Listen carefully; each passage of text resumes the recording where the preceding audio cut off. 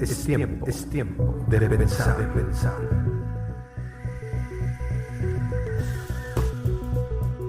Mushaki Studio. Nos has dado todo lo que necesitamos y estamos vivos y respirando el día de hoy. Tú has puesto en nuestro corazón el escudriñar tu palabra, el tratar de conocerte más a través de las Escrituras. Y hoy es un día que hemos apartado especialmente para eso. Y esta pregunta surgió en la semana pasada, que estamos analizando otras cosas, y pues queremos saber el por qué tenía que ser Jesús específicamente el Cordero Santo que quita el pecado del mundo, ¿no? Así que, Señor, te pedimos que nos des a nuestro corazón la convicción y la enseñanza que viene directa de ti, y que todo sea, Señor, como tú quieres. En el nombre de Jesús nos presentamos delante de ti como una familia en el Señor, y te bendecimos y te alabamos en el nombre de Jesucristo, nuestro Salvador. Amén. Amén. Bueno, pues esta pregunta está realmente muy interesante, porque, bueno, nos lleva a pensar por qué no podía haber sido otro hombre el que realizara la obra del Padre, ¿no? Sabemos 7,000 millones de personas en el mundo, y en realidad el Señor designó en su plan que fuera Jesucristo. Jesucristo, nosotros hemos estudiado durante las semanas pasadas que es Dios mismo, ¿verdad? Y bueno, aunque no vamos a ver eso, sí tenemos que reforzar el hecho de que Él es Dios. Y siendo Dios, Él está vivo, está a la diestra del Padre, como nos enseñan las Escrituras, y pues de alguna manera el entender para nosotros estas cosas pues viene a fortalecer nuestra fe, en quién estamos creyendo, ¿no? Y para ver esto vamos a tratar en la Biblia, por supuesto, porque de otro lugar no debe proceder más que de la Biblia los conceptos que podamos aprender. Esto está en la primera carta de Pedro, que está por ahí avanzadito después de los Evangelios. Vienen luego los libros de Hechos, Romanos, Corintios, etc. Y vamos a encontrar allí lo que es la primera carta de Pedro. Pedro, si ya la tienen, bueno, vamos a ir viéndolo. Hablamos un poquito de Pedro en el sentido de que era un discípulo del Señor, que era un hombre recio, un pescador impulsivo, con mucha fuerza y determinación. Fue un hombre que el Señor Jesucristo lo cambió de una manera impresionante también. Bueno, a todos nos cambia el Señor cuando nos encontramos con Él. Entonces, Pedro ya está en esta etapa, cuando escribe estas cartas, pues ya está avanzado en el Evangelio, ya conoce, ya tuvo la experiencia de estar con Cristo, lo vieron ser crucificado cuando resucitó, y ya de alguna manera está él en un tiempo donde ya está enseñando a otras personas. Entonces, él está enseñando aquí. Si vemos cómo empieza los primeros versos de la primera carta de Pedro, dice que Pedro, el apóstol de Jesucristo, a los expatriados de la dispersión en Ponto, Galacia, Capadocia, Asia, muchos lugares, ¿no? Y les dice, elegidos según la presencia de Dios Padre en santificación del Espíritu, para obedecer y ser rociados con la sangre de Jesucristo, gracia y paz os sean multiplicadas. Así está él abriendo esta carta, y les está hablando en esa carta de tener una esperanza viva, porque Cristo vive, ¿verdad? Nosotros vamos a comenzar a ver la Escritura. No nos vamos a detener ahorita en todo lo que se dijo antes, pero vamos a comenzar en el verso 18. Como les dice aquí el apóstol Pedro, les dice, sabiendo, ya estoy en el verso 18, que fuisteis rescatados, así como lo hemos visto para con nosotros, de vuestra vana manera de vivir, ¿verdad? Se parece a lo que hizo con nosotros también el Señor, ¿verdad?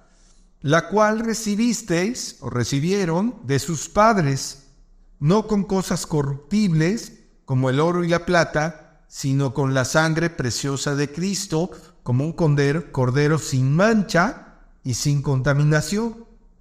Y luego ahí dice un párrafo muy interesante: ya destinado desde antes de la fundación del mundo, pero manifestado en los postreros tiempos por amor de vosotros.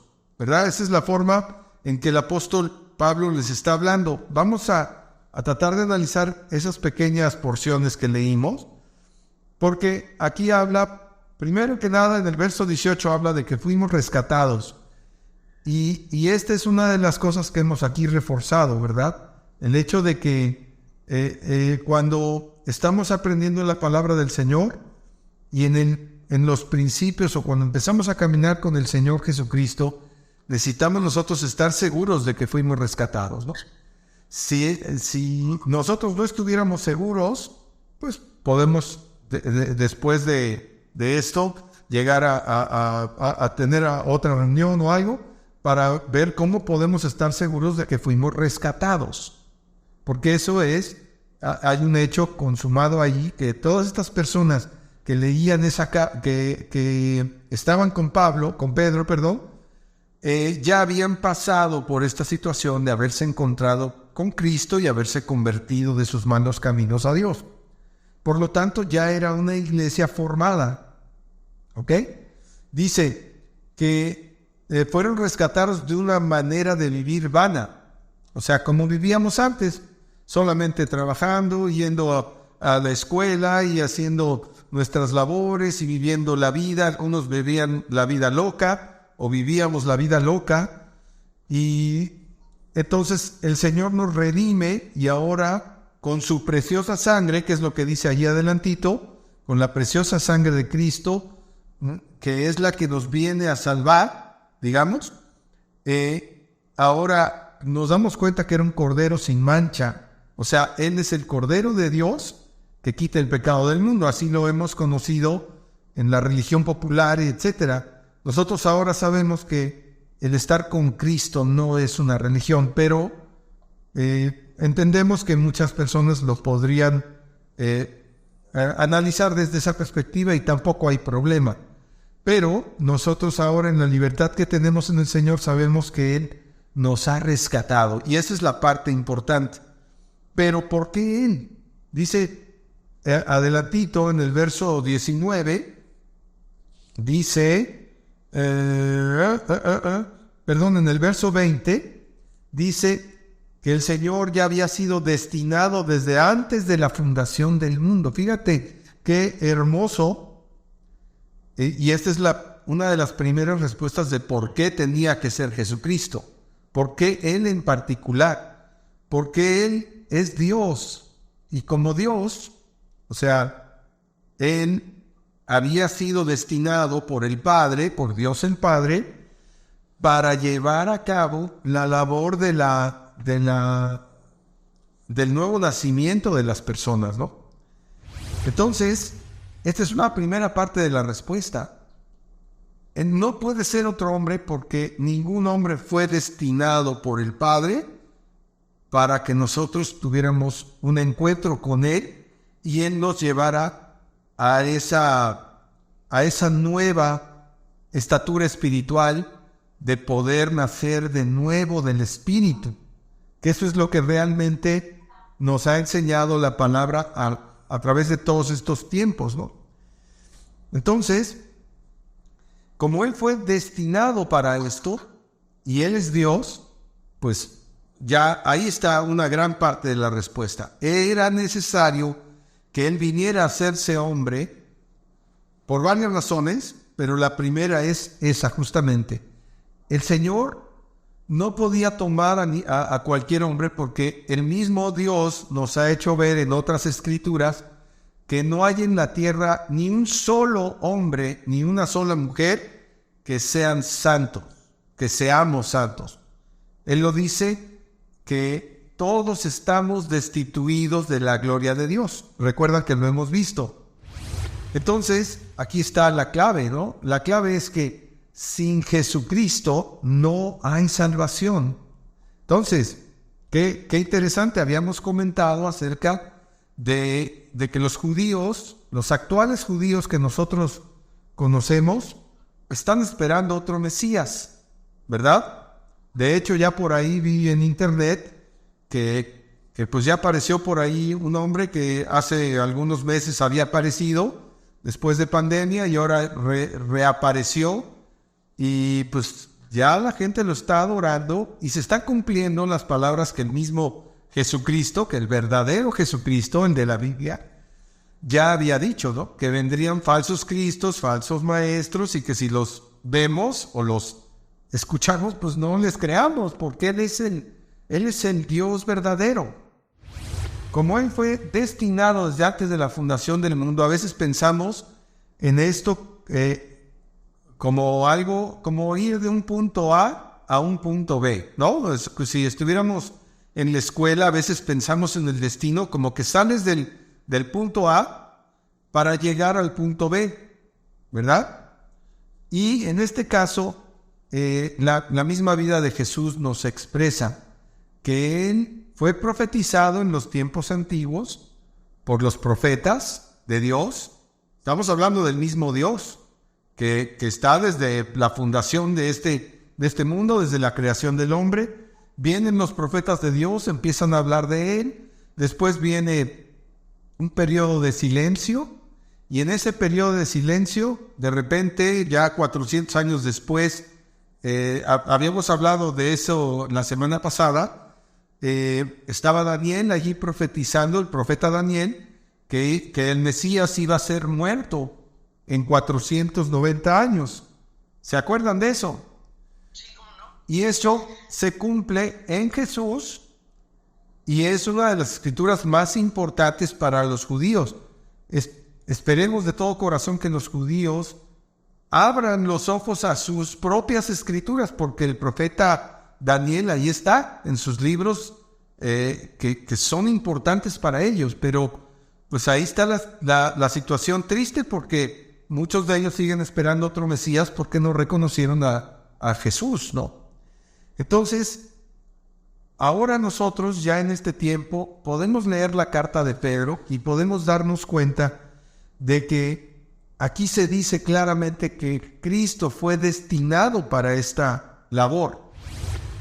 O sea, Él siendo Dios, se hace hombre y toma la condición humana, pero Él no tiene pecado en sí mismo. Él no heredó, aquí sí vamos a puntualizar esto muy claro. Nosotros hemos estudiado que fuimos creados desde Adán y Eva, y el Señor los creó literalmente y les dio aliento de vida, ¿no? Es lo que hemos visto. Después ellos desobedecen a Dios, y ahí la naturaleza del hombre está caída, y a partir de ese tiempo nosotros heredamos esa naturaleza pecadora.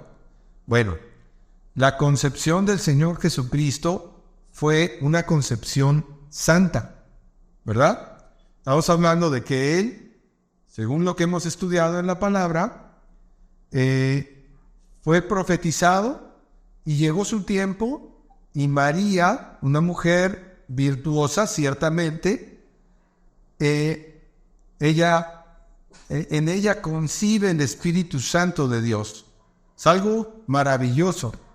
No le concede a ella el derecho a ser ni intercesora. Ella es una mujer que declaró: yo reconozco también al Señor. O sea, ella es algo muy especial, porque el Señor depositó la semilla del reino de Dios, o sea, Jesucristo, el Hijo de Dios, en esta mujer tan especial para Dios, una mujer obediente a Dios. La situación entre ella y José pues era complicada, porque ya lo vimos la vez pasada. El ángel Gabriel viene y le avisa: oye, José, no te preocupes, porque lo que en ella es concebido del Espíritu Santo es. Y le dice, aquí es donde vamos a afirmar por qué el Señor Jesucristo tenía que ser así. Dice que el santo ser que nacerá, así le llamó el ángel. Lo pueden ver en Lucas 1:35. Ese es uno de los evangelios, el evangelio de Lucas, que ya lo hemos visto. Dice, respondiendo el ángel, si lo quieren buscar ahí adelante, Lucas 1:35. Es importante saber dónde están estas referencias para cualquier consulta posterior. El Espíritu Santo vendrá sobre ti y el poder del Altísimo te cubrirá con su sombra. Mira qué hermoso, qué poético a la vez. Viene el ángel y declara estas cosas, por lo cual también el santo ser que nacerá, se está refiriendo a Jesús, será llamado Hijo de Dios. ¿Verdad? ¿Por qué sería llamado Hijo de Dios? Porque es el Hijo de Dios. Porque es el Hijo unigénito de Dios. ¿Verdad? No hay otro. Es el Hijo unigénito de Dios, Jesucristo el Salvador.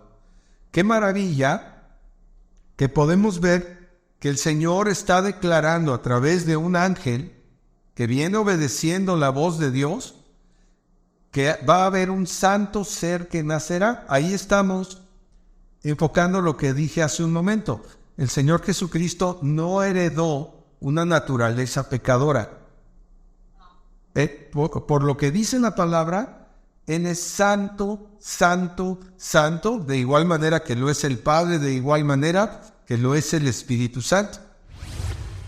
Ahí está la clave de la respuesta. ¿Por qué era necesario que Jesús padeciera? Porque alguien con muy buena intención podría decir, pues yo doy mi vida por todo el mundo, ¿no? Si el asunto es que Dios va a perdonar los pecados para aquellos que crean en ese sacrificio, entonces yo me sacrifico. Podría decir alguien, ¿sería válido? La respuesta es, no sería válido. ¿Por qué? Porque el sacrificio solo sería aceptable si proviniera de un ser santo, sin pecado. Ahí entonces nos damos cuenta, vámonos en un pequeño viaje en el tiempo, vamos a regresar ahí al momento de cuando Jesús es tentado por el diablo en el desierto. ¿Lo recuerdan? ¿O lo habían oído, verdad? Jesús es tentado en el desierto. La pregunta clave aquí para nosotros, para que meditemos un poquito, es: ¿el Señor Jesucristo tendría la capacidad de pecar? Vamos a suponer, porque le presentó los reinos de la tierra y le dijo, si postrado me adoras, le dijo el diablo a Jesús, si postrado me adoras, todos estos reinos te daré, ¿no? O di que estas piedras se conviertan en pan. Estaba con 40 días de ayuno y estaba debilitado, necesitaba comer, pero era necesario que fuera tentado. La pregunta es, ¿él tenía la capacidad de pecar? La respuesta es no. Jesús no podía pecar. Su esencia es Dios, es ser Dios. Y Dios no va a hacer algo que vaya en contra de su propia esencia, de su propia naturaleza. Aquí lo que importa, y por eso nos fuimos por este camino, es que en la Biblia, la palabra de Dios, Dios mismo a través de su voz, está diciéndonos que el Señor es santo, el santo ser que nacerá. Entonces, hemos estudiado ya que el Señor Jesucristo era 100% Dios y 100% hombre. Esa característica es muy importante porque Él tenía que pasar por toda tentación para poder ayudarnos, ¿verdad? Él fue tentado en todo, pero fue sin pecado. Tenía la capacidad o tenía libre decisión o libre elección. Sin embargo, su esencia espiritual era la de Dios. Y por eso Él, cuando estaba en la barca y se estaban todos los discípulos aterrorizados porque estaban pereciendo a causa de una gran tormenta. Él de repente dice, calla, enmudece, le dice al mar, y las olas se calman, todo llega a una gran bonanza, salvan su vida, y dicen, ¿quién es este que aún los cielos y los vientos le obedecen? Entonces, hay una muy importante clave aquí, que es que nosotros tenemos que comprender la extrema santidad del Señor Jesucristo. O sea, Él se determinó en obediencia, porque sí vivió como hombre, pero se determinó en una obediencia total al Padre, conservó su esencia de Dios, y por eso precisamente podemos nosotros darnos cuenta de que si te encontraste con Cristo y tuviste la oportunidad, como dice la Biblia, de arrepentirte de tus pecados y de tener fe en que Dios le levantó de los muertos, la Biblia dice, serás salvo. Esa es nuestra confianza. No estamos confiando en un hombre. Ok, sí fue hombre, sí nació como hombre, pero tenía que jugar ese rol para que nosotros pudiéramos encontrar salvación. Su esencia. Definitivamente, Sarita, la esencia del Señor Jesucristo, Él es santo y sublime. En la Escritura se le llama a Jesucristo, se le llama admirable, consejero, Dios fuerte, Padre eterno, príncipe de paz. Todos esos nombres, es glorioso el nombre de nuestro Señor Jesucristo. Por eso cuando tú pides en tu oración y terminas tu oración, como dice también la Biblia, en el nombre, porque dice el Señor, todo esto oraréis en mi nombre. ¿Por qué tiene importancia la oración? Porque estamos orando no en el nombre de Pepe, ni en el nombre de cada uno de nosotros, sino en un nombre que es sobre todo nombre, sobre el cual se doblará toda rodilla de los que están en los cielos, en la tierra y debajo de la tierra. Todos los vivos, todos los muertos, todos vamos a doblar nuestra rodilla delante de Él, porque Él es el Todopoderoso, el Todo Suficiente. Ya sabemos que el Señor, pues es el Padre, Dios el Padre, como se nos ha revelado, Dios el Hijo y Dios el Espíritu Santo, y todo ello es un solo Dios. Entonces, todo esto cobra un gran sentido cuando nos vamos al Antiguo Testamento, porque todo está enlazado. La Biblia tiene una correspondencia increíble, o sea, coinciden los datos de las profecías con lo que pasó después de Cristo, porque lo que pasó antes es un tipo o es una forma, una estructura de lo que habría de venir con Jesucristo. Por ejemplo, no necesitan buscarlo, en Génesis 22 hay un pasaje donde Abraham, que era un hombre de Dios, que en ese tiempo tuvo a su hijo Isaac por una promesa de Dios mismo, su único hijo, y Dios le pide que lo sacrifique. No sé si saben esa parte, pero bueno. Y lo llevan al monte y llevan todo para hacer un sacrificio tal y como el Señor le agrada. Y entonces pues llegan y ya está todo listo, y el hijo le dice al papá, ok, todo está muy bien, pero ¿dónde está el cordero para el sacrificio?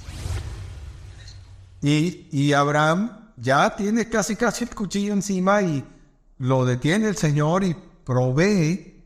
Fíjate qué lindo el Señor. Provee un cordero para el sacrificio, salva la vida de Isaac. Ahí está tipificada nuestra salvación. Ahí está cómo Dios, a través de María, de José y de toda esta historia, provee a un cordero para el único sacrificio necesario. Ya no es necesario ningún sacrificio, ni de machos cabríos, ni de palomas, ni de nada de lo que se había dicho en el Antiguo Testamento. Ahora el Señor viene a ser el único sacrificio. Y esa es otra parte de la respuesta, porque tenía que ser Cristo, un cordero sin mancha. Un cordero sin mancha que pudiera pagar el precio, que fuera aceptable su vida para pagarla en una cruz, para pagar el pecado de todos los humanos de todos los tiempos. O sea, esto no es cosa sencilla. Imagínate, somos actualmente 7,000 millones de personas o más. ¿Y cuántos han existido desde todos los tiempos? ¿Y cuántos existirán? Estamos hablando de millones y millones y millones.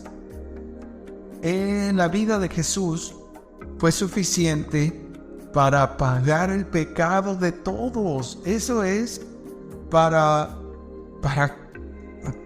no sé, romper nuestros esquemas y que podamos entender que Jesús es suficiente para darnos una nueva vida. Es lo que nos enseña la palabra en todo tiempo.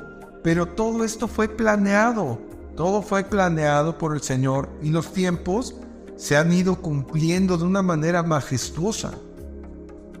Entonces, hoy ya podemos responder esa pregunta, ¿no?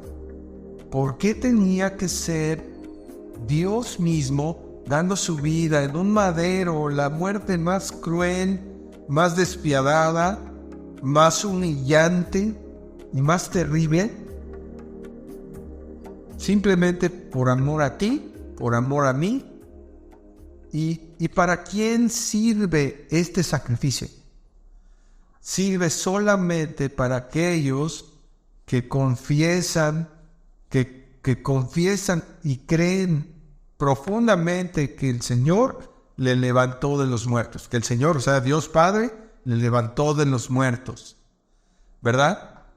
Ese es el, digamos, el resumen del nuevo nacimiento, ¿verdad? Es un momento donde un hombre, una mujer, reconoce delante de Dios: Señor, te necesito.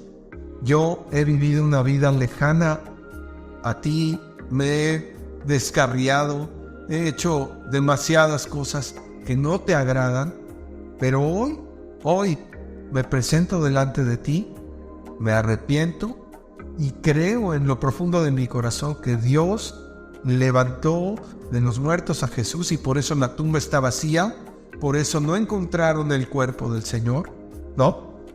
Y hoy me entrego a ti en obediencia, ¿no?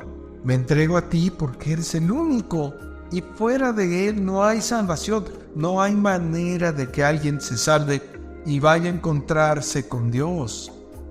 ¿Te das cuenta cómo de alguna manera Dios perfecciona su plan de tal forma que sería inaceptable cualquier otro sacrificio? Dios no lo aceptaría. Él dijo desde tiempo antiguo: cualquier alma que pecara tendrá que morir. Es un decreto de Dios, una ley eterna para todos los seres humanos. Y entonces, mira qué hermoso el Señor, que sabe que estamos perdidos, totalmente perdidos, y Él provee por su iniciativa. No es porque nosotros seamos buenos, no es porque nosotros seamos religiosos o no lo seamos, es por la iniciativa de Él. Él hizo todo esto, Él planeó todo esto para que nosotros acudamos y nos encontremos y nos reconciliemos con Dios. Esa es la máxima expresión de amor. Y lo tenemos gratuitamente porque no lo merecemos. Pero el Señor nos lo pone así como un regalo, ¿no? Y nos dice: ¿qué vas a hacer con esta información? ¿Qué vas a hacer a partir de ahora? ¿Vas a seguir tu vida como va? ¿O vas a buscarme de todo corazón para que vivas la nueva vida que yo tengo para ti en Cristo? Te dice el Señor, ¿no? Eso es algo maravilloso.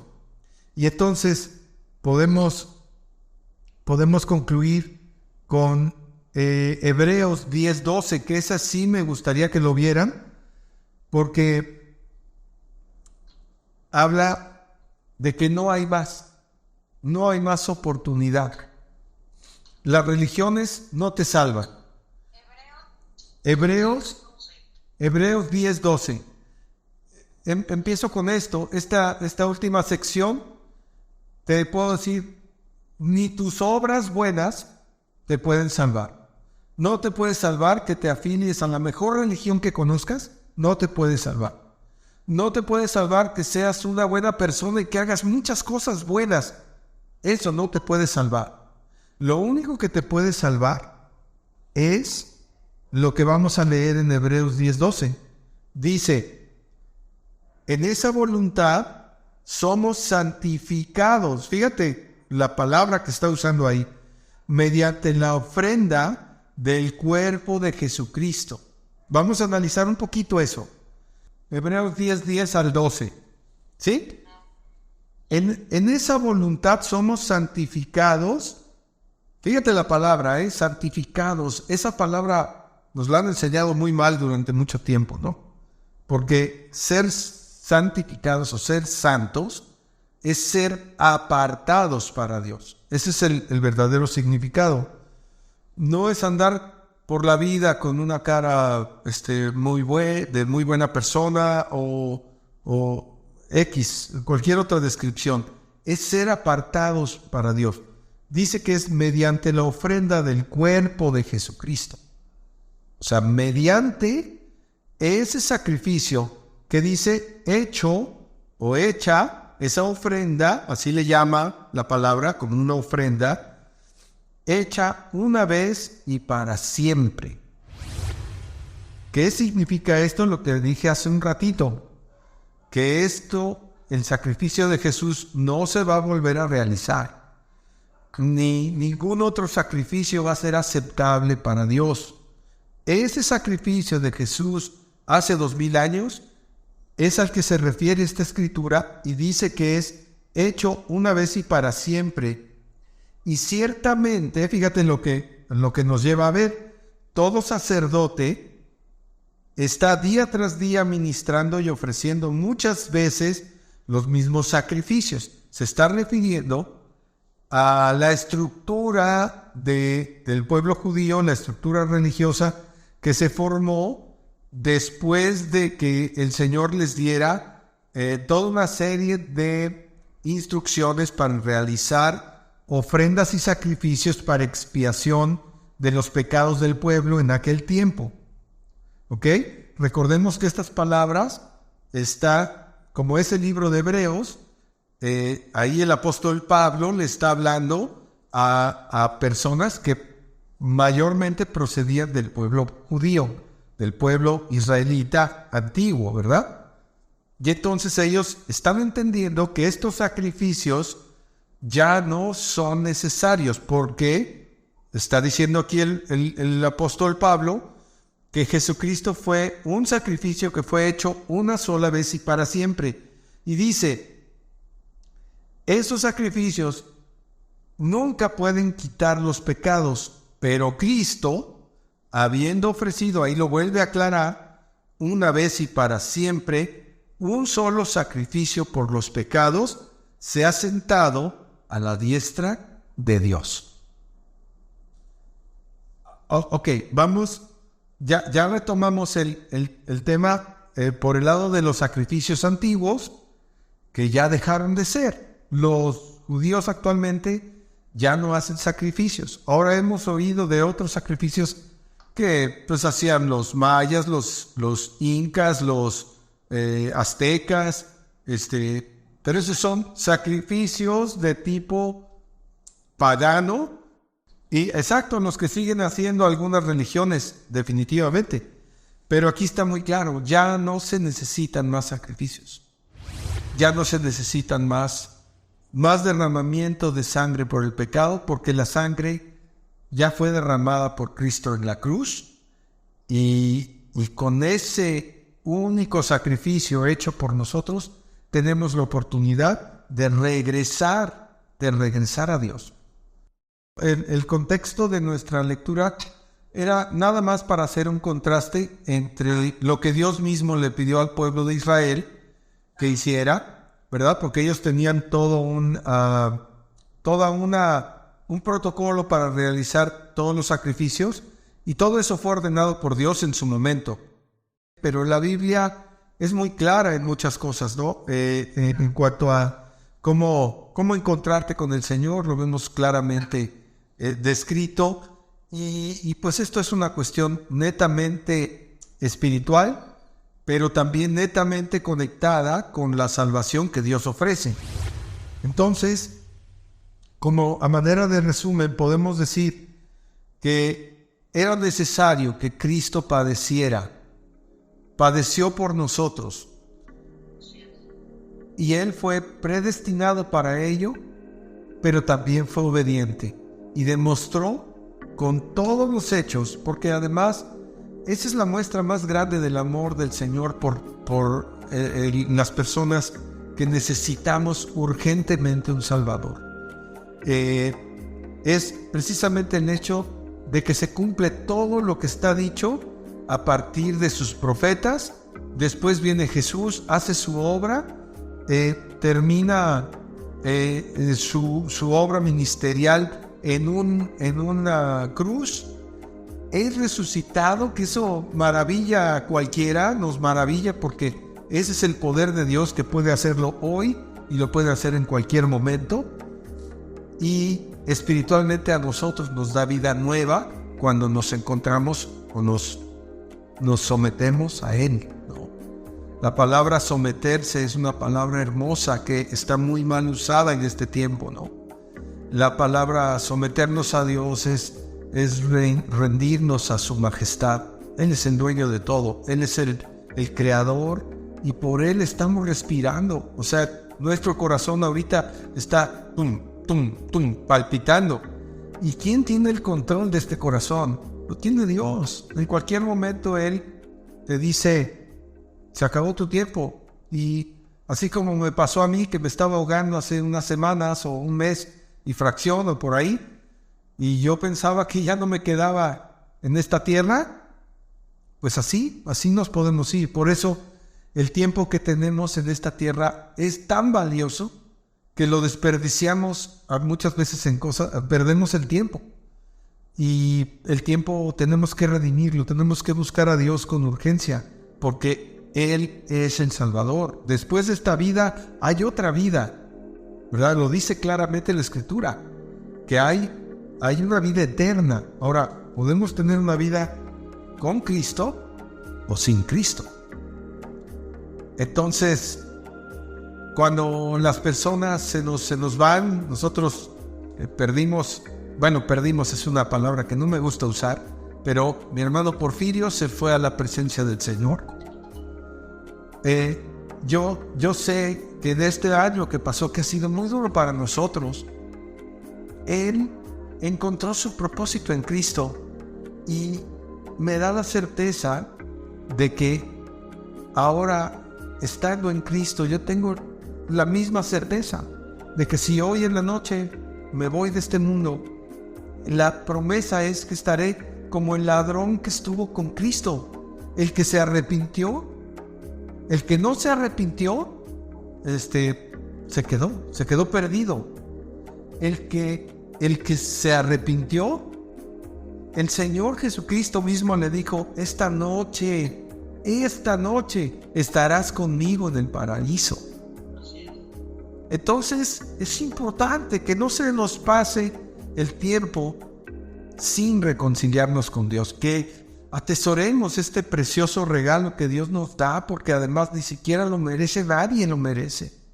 Yo no lo merezco, pero es algo que Dios predestinó. Mira cuánto tiempo ha pasado, 2000 años desde que está el Señor, pero desde que Cristo nació, resucitó, y muchos más años antes, desde la creación del mundo, todo ese tiempo el Señor trabajando en los corazones de los hombres para que llegara el momento y el Señor se entregara por nosotros. Hoy nos toca a nosotros decidir, ¿no? Nos toca decir: Señor, yo quiero estar contigo, porque esto es personal. Y esto, como lo hemos visto, solamente Dios lo da al que tiene fe, ¿verdad? Entonces, gracias al Señor por esta maravilla, porque hoy sabemos que solamente en Cristo hay salvación. Bendito sea su nombre, ¿verdad? Amén. Pues, ¿qué les parece si damos gracias al Señor y nos entregamos esta noche en un tiempo de gratitud para con Él? Y vamos a orar, ¿sí?